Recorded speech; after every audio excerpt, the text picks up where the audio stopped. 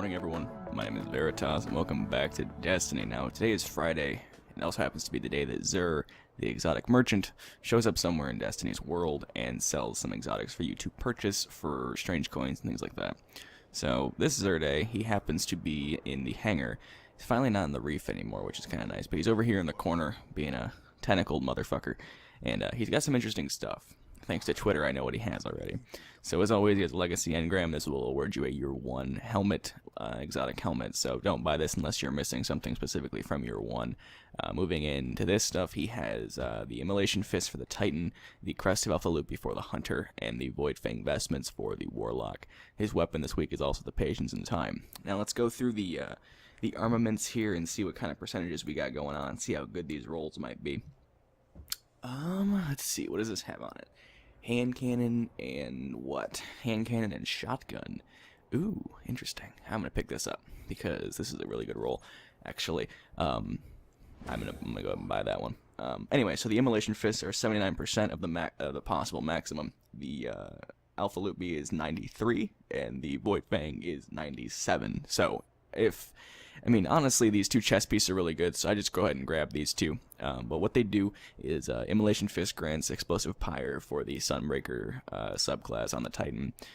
Pretty good. It makes things explode when you hit it with your hammer, so pretty nice there. The Crest of Alpha Loopy, Keeper of the Pack, revive fallen teammates and be revived faster. It's actually a lot faster, and you generate more orbs when you're in your super, so that's helpful for just pretty much everything. It's an all-around nice utility chest piece, pretty nice, and straight intellect roll on that, pretty good.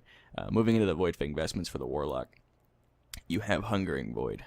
Spawn with full grenade energy every time, so in Crucible, very helpful. Every time you spawn, you get full energy. This works on every subclass, so if you're running, like a Stormcaller or whatever, you can run with this and you'll have your grenade every time. It doesn't have to be Voidwalker. And your Axiom Bolt on Voidwalker spawns with an additional Seeker, so when you throw it, it usually scans and sends out 2 Seekers. This will spawn 3 at maximum, so helpful there. This is the chest piece I ran pretty much all of Destiny. The only reason I don't have it on right now is because I love Transversive Steps, so I have to use a different exotic, but if I wasn't using those, I'd use this. I love Void Fang. I endlessly recommend this chest piece. I'm always sad when he sells it, though, because it's like, oh man, everyone's going to be wearing Void Fang. Yeah, it's not special anymore, but pick it up. It's really good. 97%. It's nearly perfect. I think the only thing holding it back is the strength. On this being a little bit low, but it's got hand cannon and shotgun ammo and void burn defense. This is the good one, by the way.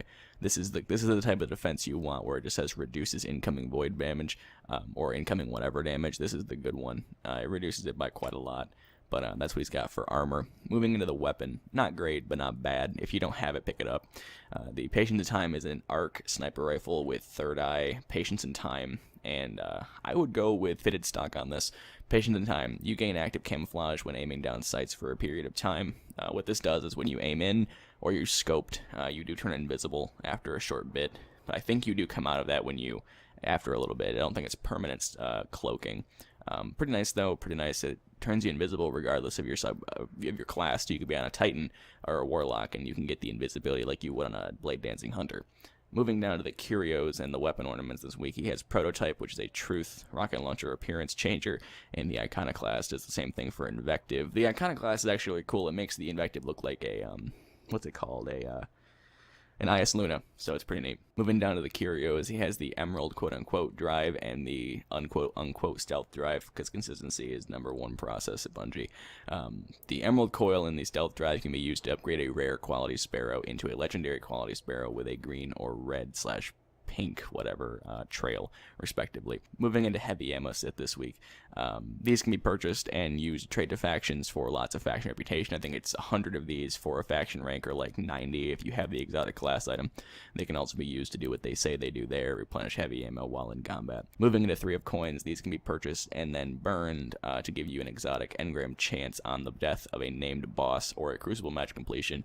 Use 1 at a time, do the thing. If you don't get it, use another one. Don't use use 100 at once. Don't be silly. Moving into the last thing here, we have glass needles. I might actually grab some of these this week. What glass needles do is they allow you to change exotic gear, the properties of which. So, say these Immolation Fists are pretty garbage, right? They're, 97 or 79%. They're as bad as you could possibly get on gauntlets. But if you really, really wanted them, you could twist fate, and it would change all the stuff down here, and it would also change the stats up here, so you can get a really good roll. The dangerous thing with those is also these Void Fangs are 97%. They're nearly perfect. And if you wanted, say, Sniper here or, say, Pulse Rifle here and you rerolled it for that, you could also ruin the stats. So be mindful of that. Be careful. Just use those carefully if you do happen to buy some. And go to the armory on Bungie.net and see if you can actually get the perk that you want to roll or whatever. A lot of these have set stats. I believe the Void Fang you have to have Discipline on. The Alpha Loopy you have to have Intellect. And the Immolation I'm assuming you have to have Strength. So be mindful of that. Some things can't roll some things. And the Material Exchange down here, never use this. It's a horrible idea. Bad conversion rate and all that fun stuff. Anyway, that's what he's got. That's where he is. Down in the hangar being a Zur. But he's here until Sunday morning reset, so 2 days, so Friday, Saturday, get your stuff if you can. I pick up the 2 chest piece, the Void Fang and the Crest of Alpha Loopy, because they're both pretty fantastic. But otherwise, that's about it for me today. Nothing else to really talk about. Enjoy your Black Fridays if you are watching this on Friday. Otherwise, I'm going to move this to my Warlock and figure that out. There's just so many good Warlock exotics nowadays. It's hard. It's difficult to wear stuff, but yeah, thank you guys so much for watching. If you enjoyed, very much appreciated. Go ahead and follow me on the things in the description if you want to. I'm not going to plug my shit too much. It's kind of annoying to me to even do it, and I know it's annoying to listen to. So anyway, thank you guys so much for watching, and until the next video, have a great day, everyone.